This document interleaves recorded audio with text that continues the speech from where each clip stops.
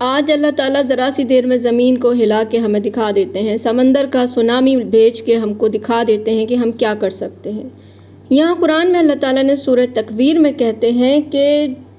اذا الشمس کورت، جب سورج لپیٹ لیا جائے گا۔ سورج کو بھی لپیٹا جا سکتا ہے، بالکل لپیٹا جا سکتا ہے، اللہ کے لیے کچھ بھی مشکل نہیں ہے۔